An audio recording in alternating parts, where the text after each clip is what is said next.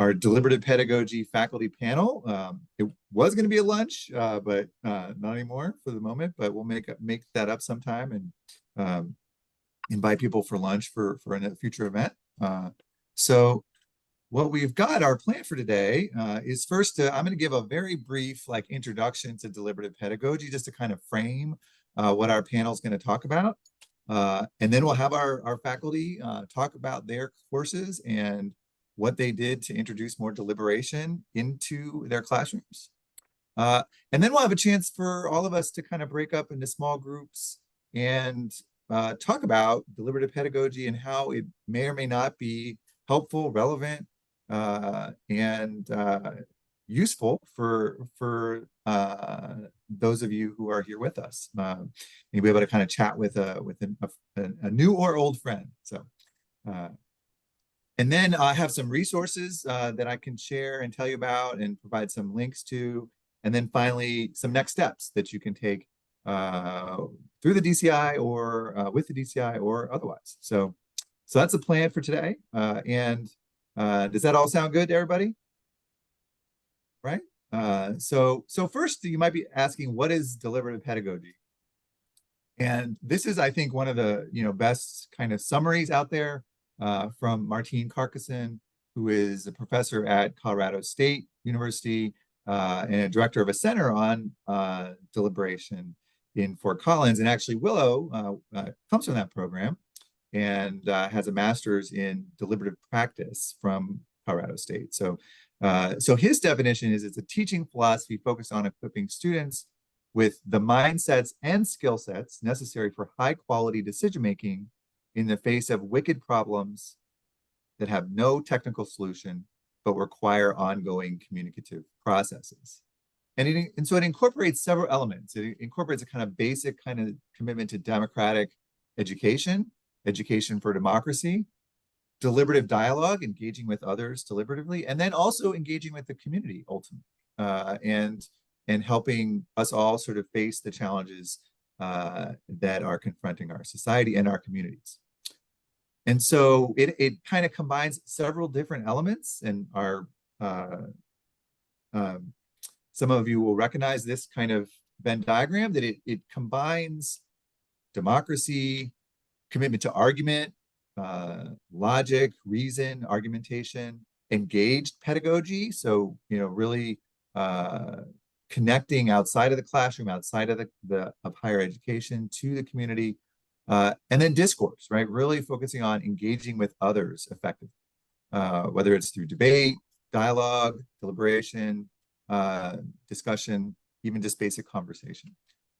So that's the kind of broad overview, and it's all sort of founded in what we call deliberative dispositions, which we can also think about as humane instincts or just human virtues or values.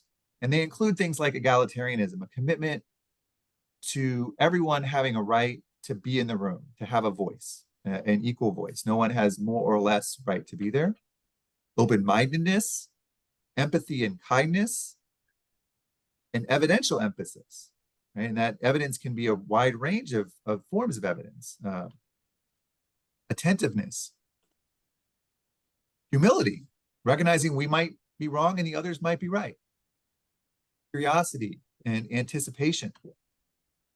Charity and grace, recognizing that sometimes we might make mistakes, others might make mistakes, and to show grace to them, or giving them the benefit of the doubt. And then having a communal orientation, going beyond and not avoiding or ignoring our self-interest, but also orienting towards what our group, what our community, what our society needs and wants. And then finally, an action inclination, that talk is important, it's foundational, but it's not enough. And that we need to orient ourselves towards taking action. And that may be just, coming to some interesting transcendent agreement on that we didn't, or understanding that we didn't have when we started, or actually, taking action, policy action, direct action, that kind of work. So that's very, kind of foundational to deliberative pedagogy and the work of deliberative democracy. And then more specifically, the way we envision deliberation involved courses, there's kind of three different frameworks. One are at the top of the pyramid, deliberation focused courses. These are courses that are all about deliberation, like that's the subject matter.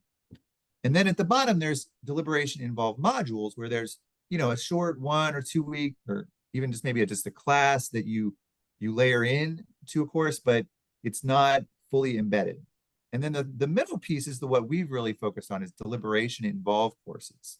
And these involve a significant time for deliberation throughout the course, an engagement with the deliberation literature, a cultivation and a very intentional cultivation of deliberation related skills, deliberation related reflection opportunities, a chance for students to think about, to reflect on the deliberations they've had with one another, and then really incorporating it, embedding it as a learning outcome and a graded aspect of the course.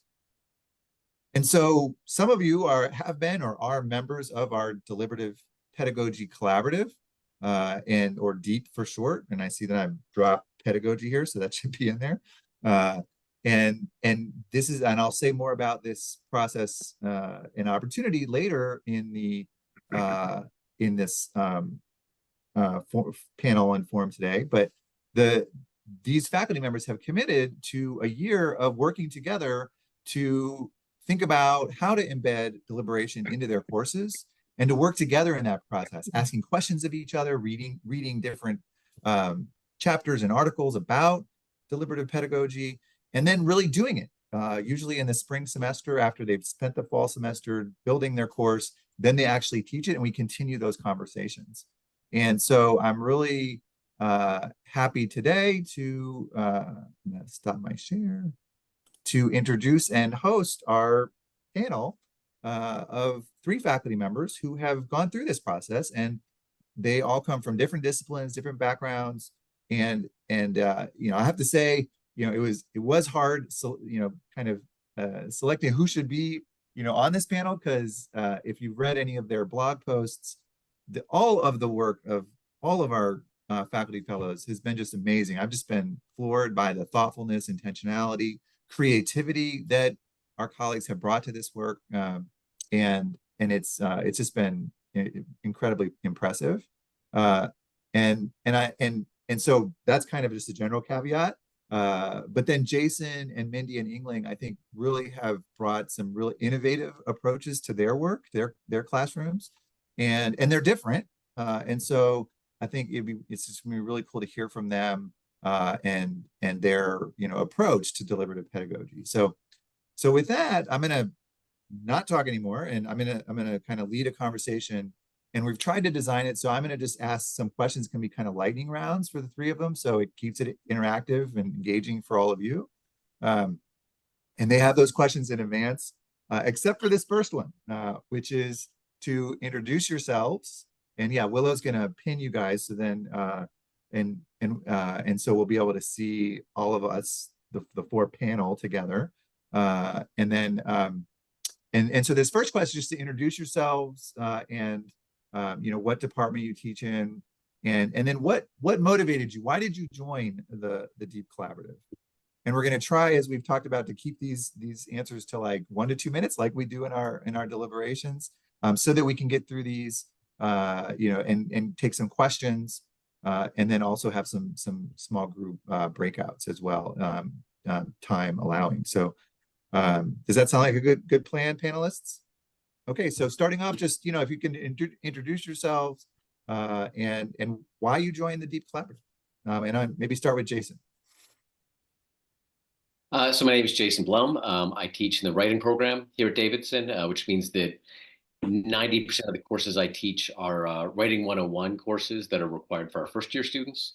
And I chose to join the DeeP Collaborative because a lot of what deliberation consists of, I think, is really kind of a honing of skills that I think are really important to sort of liberal arts and humanities education in general, and very much resonated with some of the goals that I had for the particular course that I incorporated this into.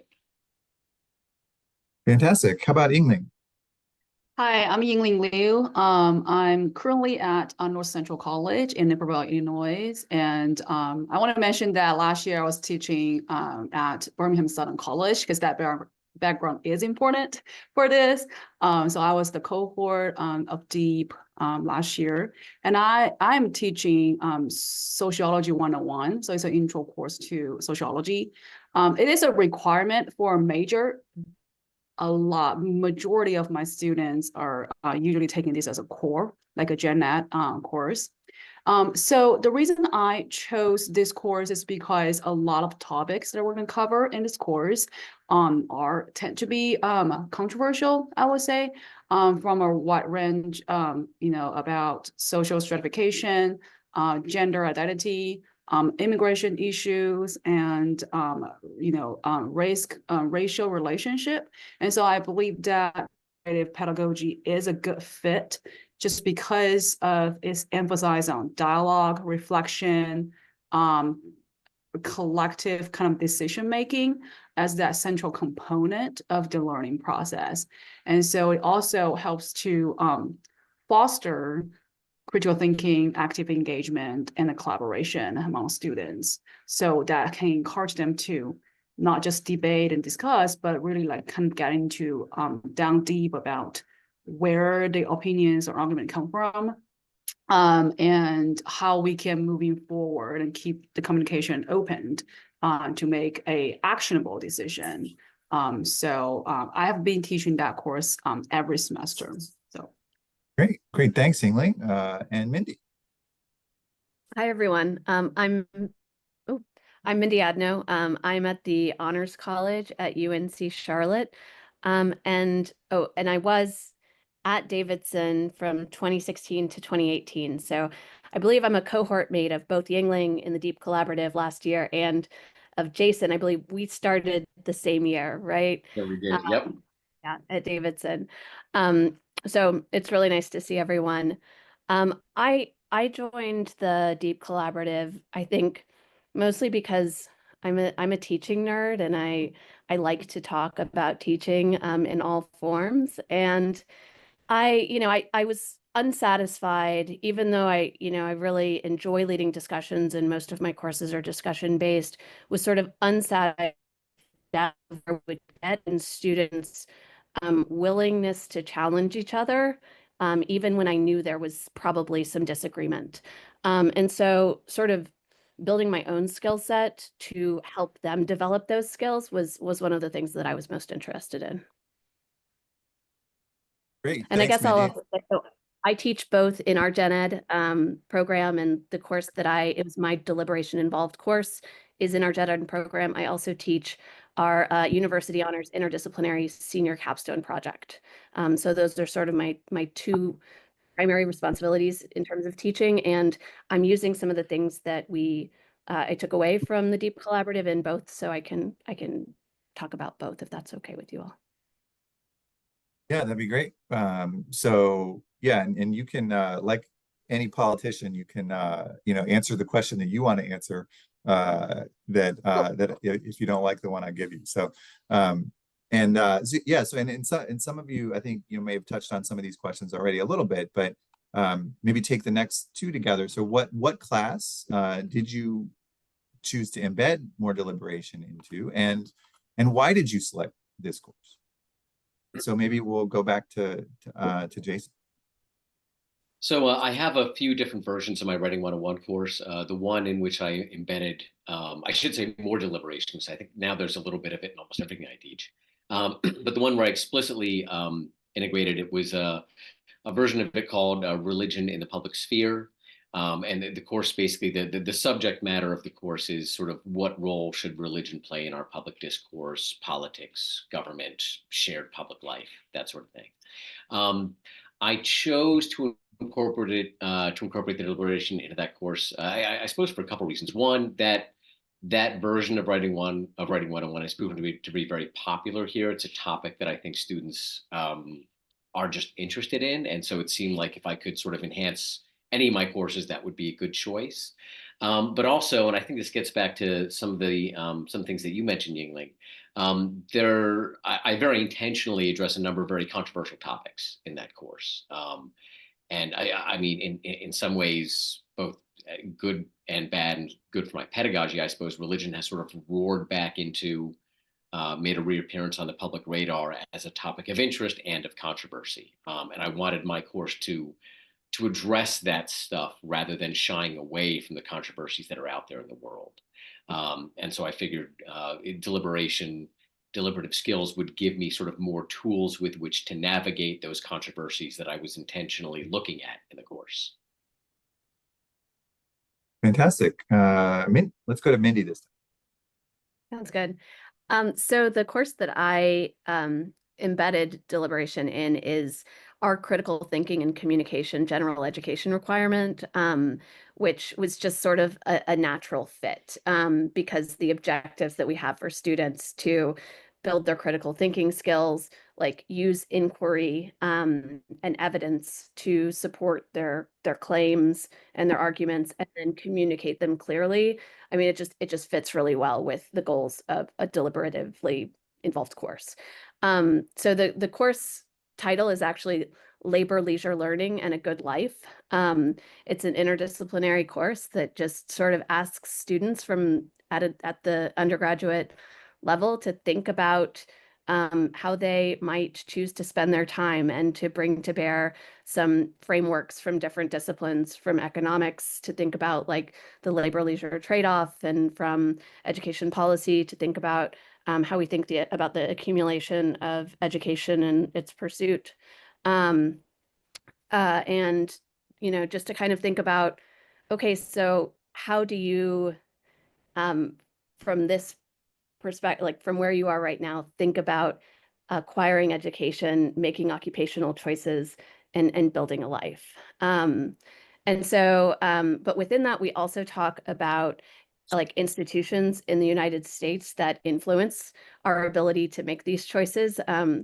And so we talk about things like, for the deliberations, talked about guaranteed income, talked about testing in schools. Okay, hold, Mindy. Yeah, that's great. But let's come around in a moment to sort of what you actually did. But I want to go to Yingling and follow up with her. And Yingling, you already sort of talked about Sociology 101, but also like what were your goals, for that course, and then we'll get to sort of what you guys did. Oh, sorry. Nope. I'll put my time. Good.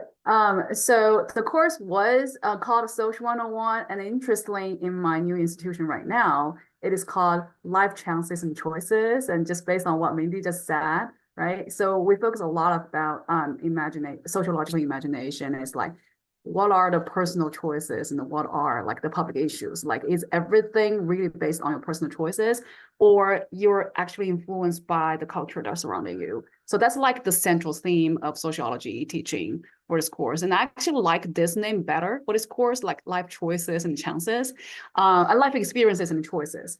And so one of the my course objectives is to really let a student to be able to see themselves, right, as a humble citizens in the global village. And that was a written down learning objective for the course. And then that's the reflection, I think, of the key concept in sociology, which is, again, the sociological imagination. So to see like the interaction of personal biography and the historical context in the society. So to put that very simple is through this pedagogy, the deliberative pedagogy in the class, and I hope that the students can really understand that individuals' behavior, their thinking, and their beliefs and values, that they do that in a certain way, not just or not simply because it's their personal problem, their personal choices, but more is the society they're growing up in the, that kind of like give them some influence and impact. So that's one of the learning objectives that, why I embedded this pedagogy in my course. Fantastic. Yeah. So now we can kind of dive into, what you actually did. So, and if you want to kind of link it back to your goals, for the course, that'd be great as well. But specifically, how did you embed more deliberation into your course, and what specific deliberative pedagogy approach did you use in your course? And with the caveat that I know you did a million things and you can't summarize it in, it all in 1 to 2 minutes, but what were the kind of key things that you really focused on in your courses? And maybe Mindy, since I so rudely interrupted you, I'll go back to you now, and then we'll go from there. Sounds good. I'll be more concise.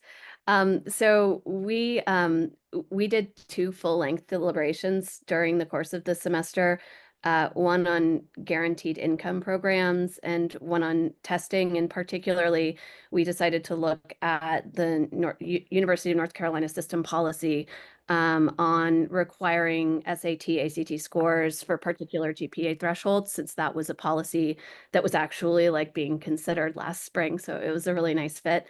A couple things that I did that I think are a little bit different than what other people might have done, which makes me wonder if I did something that I shouldn't have rather than just innovated, is that I actually had students collaboratively write the deliberation guides. I gave them some materials to start out with, and I met with the groups who were constructing them. But because it was an inquiry course, and there was an emphasis on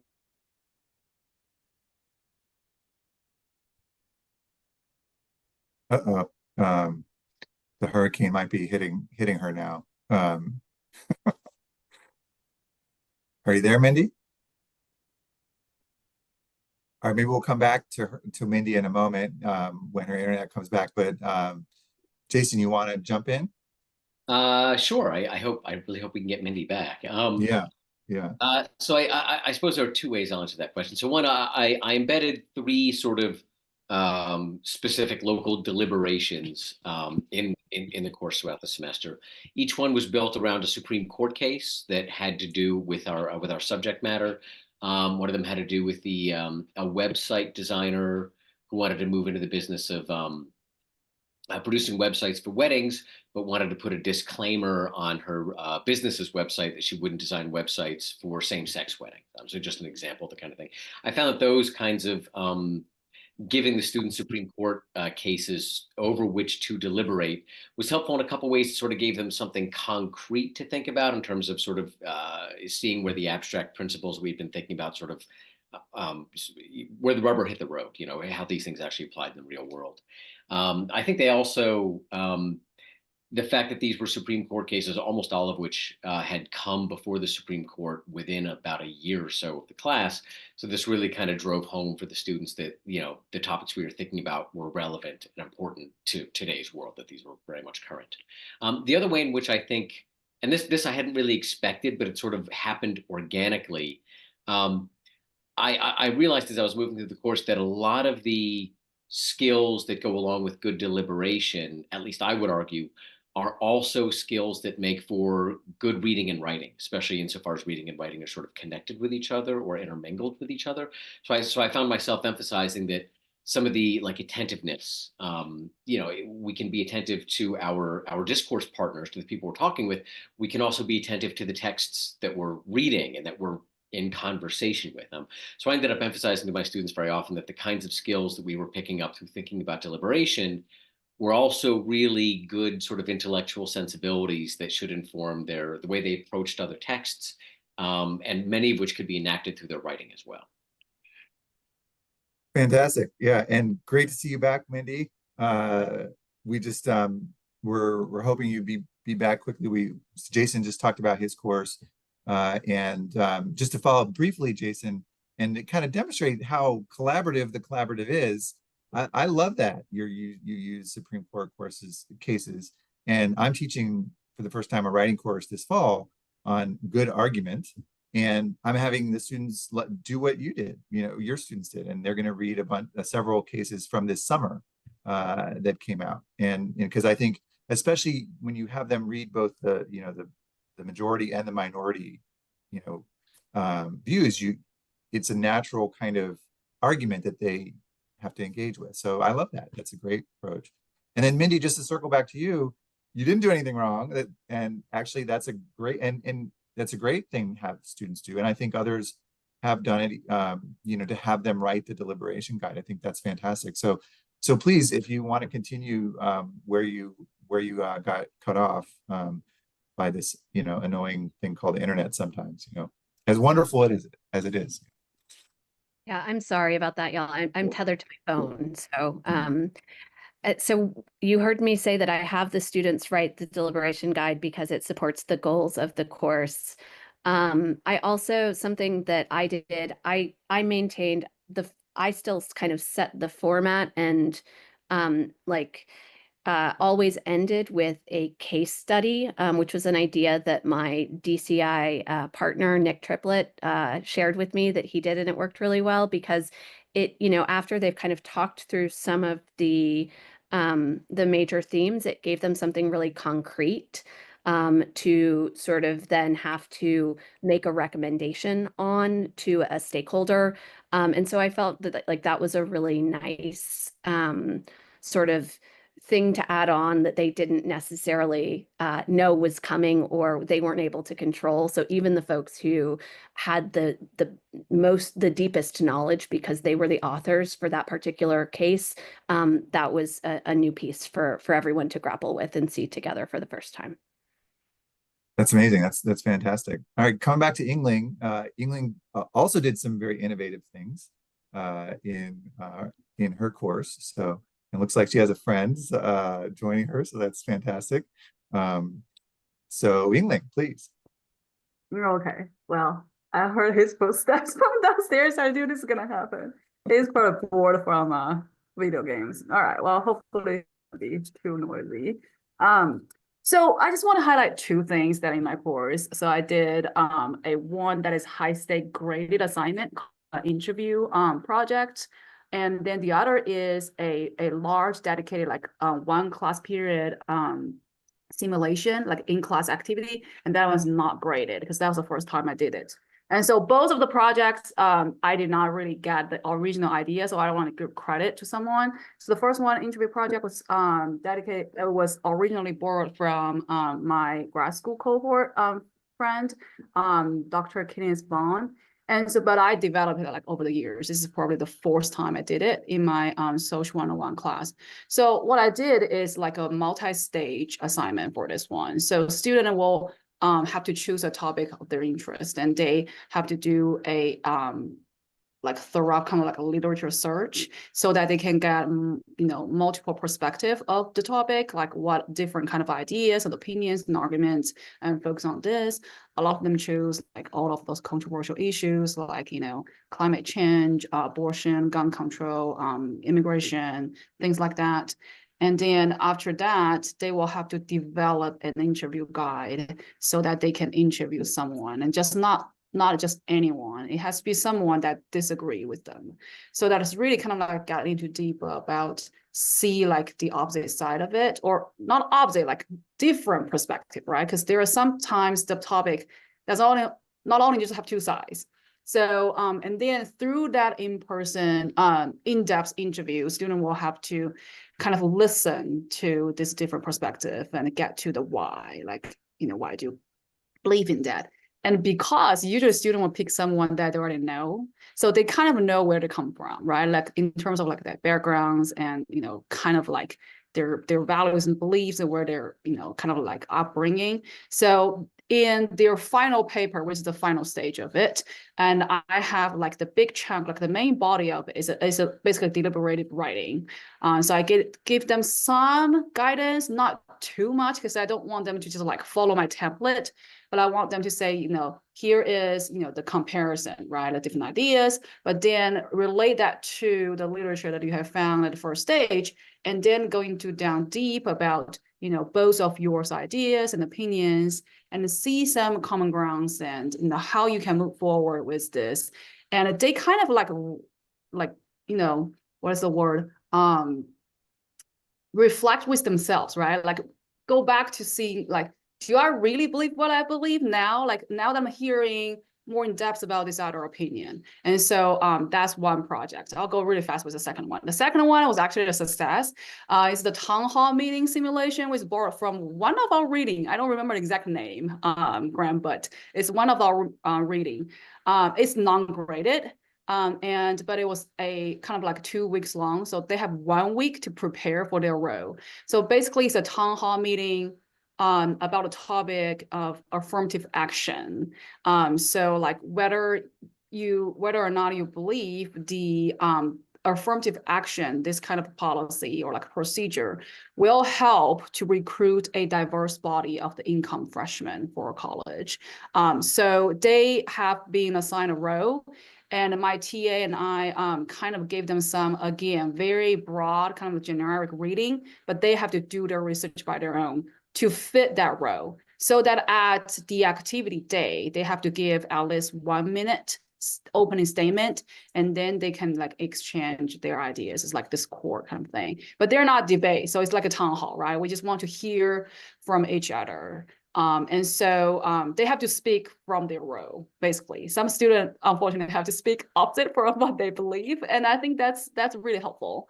So that one was not graded, but it's like the entire class meeting were dedicated for that. So yeah. That's great. Great. Thanks, Yingling. And the book, I'm going to put it in the chat. It's The Political Classroom. And it's one of the books we read by Diana Hess and Paula McAvoy. And it's actually focused on high school classrooms, but a lot of the lessons I think we found to be very useful in it. So now we're going to kind of go lightning round, so shorter answers about, sort of what worked the best, what were some real highlights, or maybe one or two things that really worked well, for you. And let's go back to Mindy. So I think that one thing that worked really well was, surprisingly to me, I didn't know that Aiken and Talise reading would go over well with the students when we read it in the collaborative, but it really did. They really, really got the idea that challenging in a respectful and productive way is caring for someone else's cognitive health. And so that sort of depth of care for each other kind of spilled over into every other part of our class. It both made the deliberations, deeper, and, they were more willing to challenge or extend each other's ideas, but also in the rest of the class as well. It just helped us build community. And so I thought that was just a really solid piece to build the foundation. Great. Yeah. This is a book called Why We Argue, and I'll put that in the chat as well for people. Yingling, what was one or two things that really worked well? And again, lightning round now. So. Sure. So I just want to say that the town hall meeting activity, even it was my first time to do it, it went better than I expected. And again, go back to that backdrop, and that was literally 4 weeks before the school shut down. When I say shut down, it's not because of the hurricane, it's like permanently closed. Right. So students were already kind of like have to digest all this thing that they were like transferring or like kind of like battling with what they're going to do with all this bad news. I wasn't really sure, should I really do it? But then I was like, well, it's already too bad. It cannot get worse. So I did it with the help of TA, and it actually went really well. I don't know if it's because it was not graded. Students will not try to like stress themselves, but the outcome of it, I can see that they did their research and they prepped for it. And the entire kind of like, the dialogue and the conversation at the town hall was really fruitful. So, there was no any kind of chances that it cut off each other, but they just kind of like keep the conversation going. And several students were really kind of like into their role, like my legislator student, like they just have that face with a politician. So they were in that role. And at the end, my TA had to cut it off just because the class ended. But if I just have more time, they could just keep going. So that's like great. That one was really like beyond my expectation. Yeah, with that scenario, Awesome. Yeah. So that's a model that's explained in the political classroom book that people can look up. Jason, one or two highlights. So I guess the first thing is, I of course, when I got my course feedback forms or course evaluations at the end of the semester, I was curious to see what students thought about the deliberation.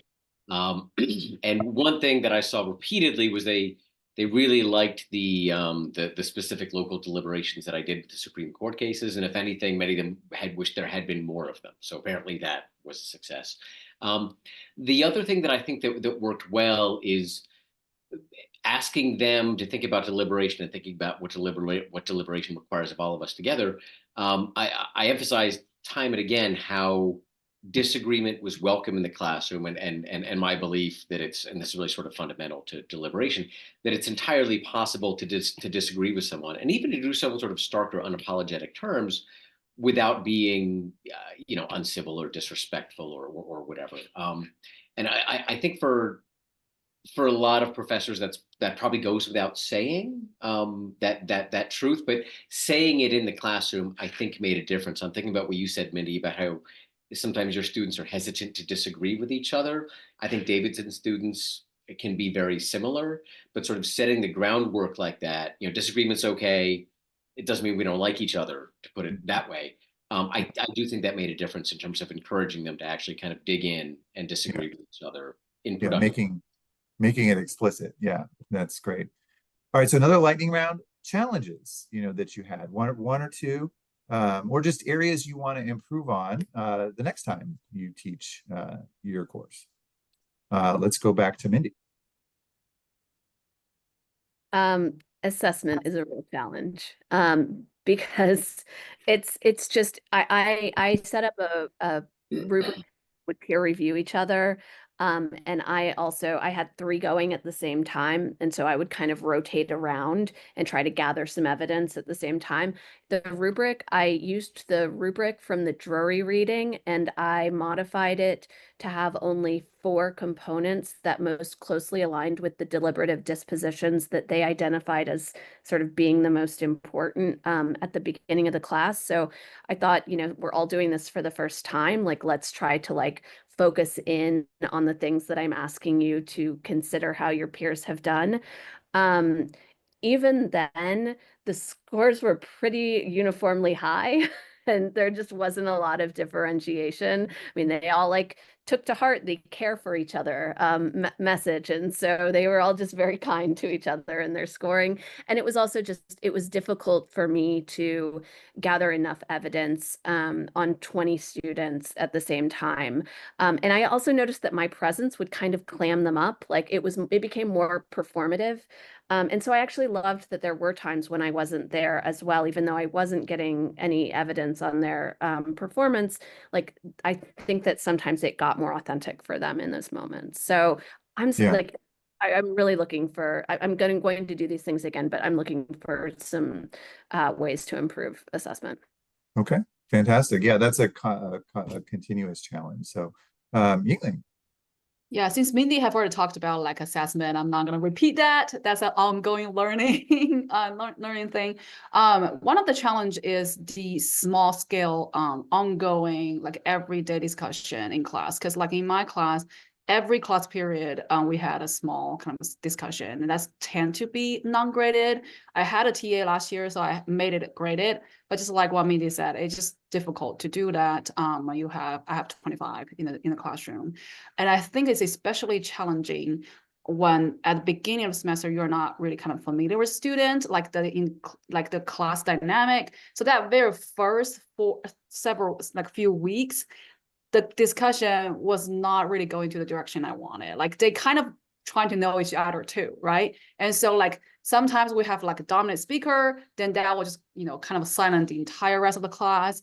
And sometimes if something just really odd came up, unrelated or totally off rail, and that can really kind of hurt the dynamic. And so the first several weeks is always kind of for both of us, me and the student, to kind of get the warm up and the discussion will go better a little bit later when I'm more familiar with them and they kind of get to know to each other. But the small scale discussion, how to ask the right question, the prompt, and how to be a moderator is a challenge. Yeah, but I think you're onto something with having some ungraded lower stakes and then trying to have graded things as well, as hard as it is. Jason. Everything Mindy said. Assessment is the one thing that I've still been wrestling with. I remember when we did the DeeP collaborative, there were a number of different assessment strategies we talked about. You and Dan Lehman, Graham, you two tried out some different ways of doing it. I haven't yet landed on a way to assess deliberation that I'm fully comfortable with. but I've also, I think the direction I've been gravitating, Mindy, you mentioned that when you weren't present trying to assess them, it kind of seemed like they were deliberating somewhat more organically, or dare I say even productively. And so where I've been sort of gravitating lately is that maybe I'm not going to worry so much about assessing the deliberative activities themselves, because doing so does seem to kind of stultify the deliberation itself, at least sometimes. So as long as I see the sort of deliberative skills and sensibilities being enacted, I think my pedagogical goals are being achieved. So I've struggled with ways to find a good way to do assessment, and I'm not certain I'm going to find one. I guess that's, yeah. Yeah, and when Dan and I taught our ethics and policymaking course, we had the same challenge, even though we brought in other faculty members to come help us do that evaluation. But I think it's the process of even just trying and signaling that it's important enough to the students that you're going to be trying to evaluate, that they, really prioritize, doing what you're trying to encourage them to do. So, and then always trying to improve as imperfect as it is. So last question before we take a couple questions and go to breakout rooms. Yeah, how was your experience with the DeeP Collaborative? And what advice do you have? We have a couple who are in the collaborative now, and then would you recommend it to others, to other faculty members who maybe are here and haven't been a part of it yet? So let's maybe start with Yingling. Yeah, so I would say my experience was very rewarding. And given that I wasn't sure that how it's going to play out with my school's situation, but I think it all worked out pretty well. So I would definitely recommend to others for this.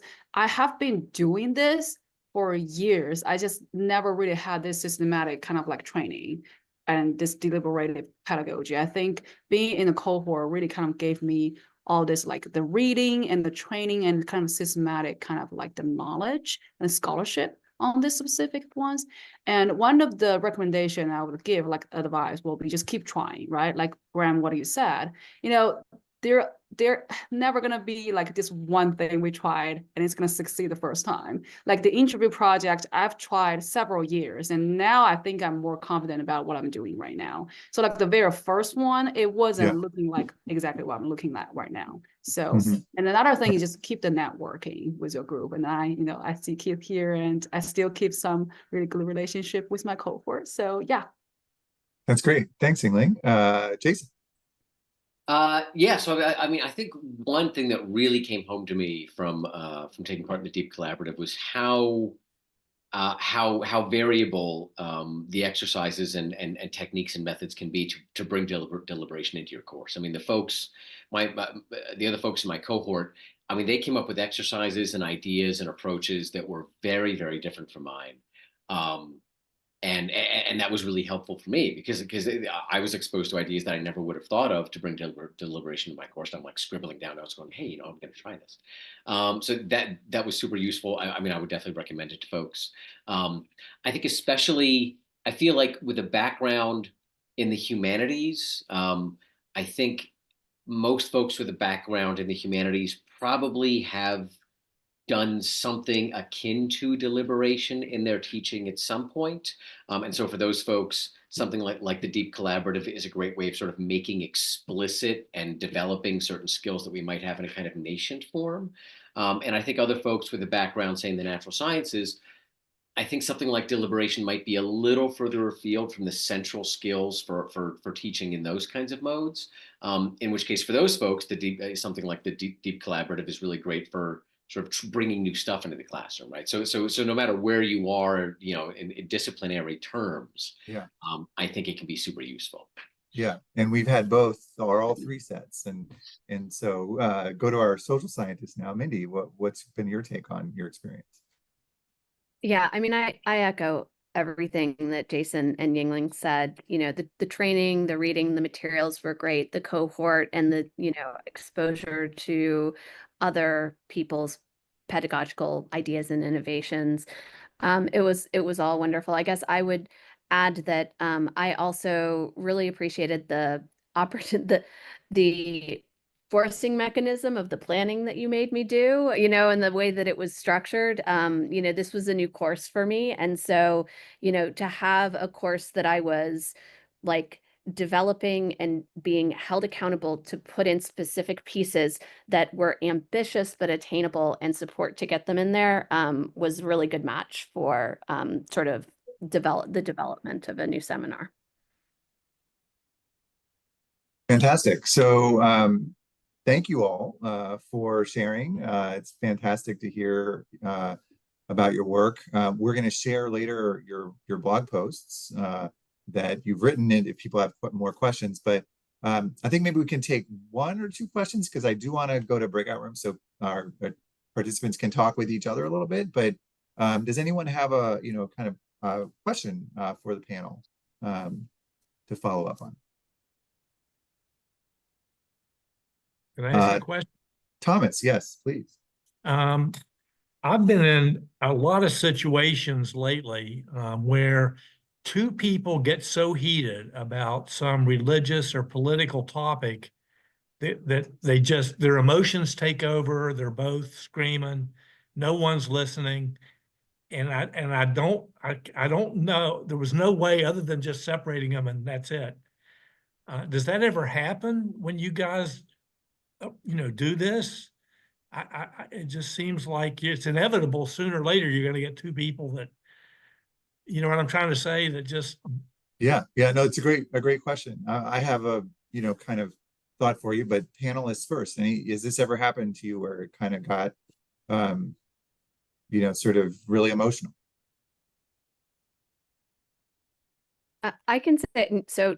Not in my classes. I think that the work you do setting ground rules and norms in a classroom space kind of helps prevent against that, because we've all sort of got a shared set of understandings and commitments that we've made.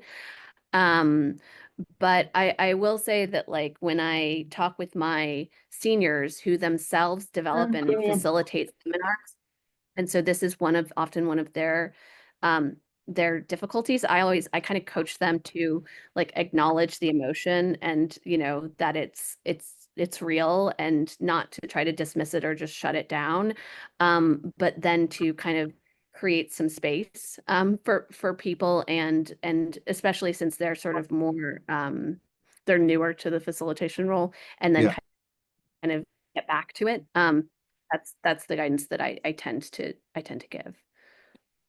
Yeah, I think that's right, Mindy. The setting the table is critical, and then acknowledging and not being afraid of the emotion, right? So we talk a lot about emotion as part of this, right? And then how do you sort of direct it, help people understand where it's coming from? So so on that note, I do want to go get you guys to go into some breakout rooms. Willow has set them up, and the questions for you, are along the following lines of what have you taken away from this? What if you're a faculty member, how might is this compelling to you?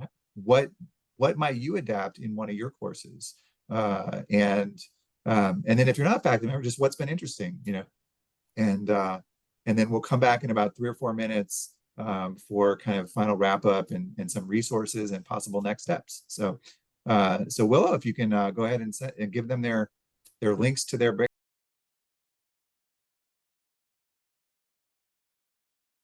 Hello, everyone, coming on back in. Good to see you all. Sorry to cut it a little short, but we didn't want to go too far over 12:30. And hopefully, we had a chance to just kind of meet and share a little bit with each other. And what we want to do now is just share a few resources with you as really follow up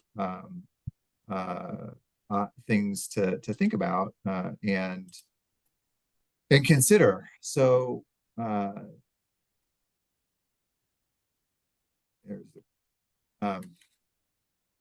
So first is this, the Constructive Dialogue Institute has some great resources, including a platform called Perspectives that you can have your students do that gives them some, kind of basic introduction to why conversations are hard, especially when they're on difficult conversation topics, and then what they can do to make them easier. And then there's this back to school playbook that they produce that has some really good tips to think about. And I'm going to share all this with you afterwards. We have your emails, so you don't have to remember all of this. Okay. Other information resources, like, where to get kind of diverse perspectives. There's some online databases out there, the News Literacy Project, All Sides, the New York Times, and others. And then issue guides. So we produce issue guides. Gina had mentioned those. Gina, you could email me. we're trying to get all of our guides up on the website, and we'll let you know when that's available. But there are other sources out there that have guides that you can use or adapt. And then a great resource is the Collaborative Discussion Project. They have very granular lesson plans on these different topics that are available to the public and to faculty members on a whole range of different approaches to deliberative pedagogy, including, for example, what is collaborative learning, and by my friend and colleague Nick Longo at Providence. And they go into a lot of detail on how to, engage with your students in your classroom. So current colleagues might in the DeeP Collaborative remember this. Those from past years, I've these is new resource to think about. And then, if this is intriguing to you, if you haven't been a member of the collaborative, we encourage you to think about it. We'll be sending out the sort of invitation in the spring, and we'll include you on that email. But it's an amazing opportunity. I've loved being a part of it, and I think you could tell our panelists did as well. And it's a great resource. Davidson faculty and non-Davidson faculty are welcome to join. What we try to do is help you examine your own practices, learn new techniques, and then imagine how deliberation can really help you accomplish what you're already trying to accomplish in your classrooms. And we look at the literature, reflect on our teaching, we engage with each other, and we apply this work to our courses. I'm going to just go through, we learn, we apply, we share, and we reflect. And I'll share this PowerPoint with you all afterwards. But I wanted to get to the possible next steps. So again, the DeeP Collaborative. The other thing is, if you want to collaborate with us, you can do that. We have a program called Let's Deliberate. You can, invite our fellows, our facilitators to work with you on your course, in your classroom, or on a kind of co-curricular project on a topic that you like to host a discussion on, and we can help with that. So please reach out on anything that you're interested in. And then finally, we have more programs. We have forums. We have our D teams. We have guest speakers. We'll add you to our list of updates. Unless you want to opt out, just let us know.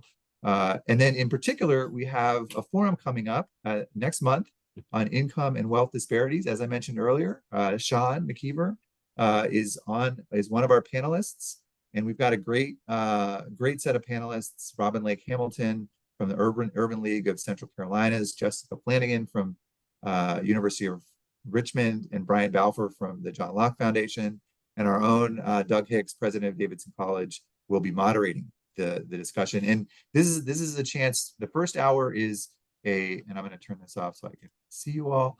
The first hour is a discussion among the panelists, but then the second hour, everyone in the audience gets to talk among themselves, guided by our facilitators, about the subject. And it's just an amazing opportunity. You can join in person or online, and it can give you ideas about your courses and how to do this in your classrooms.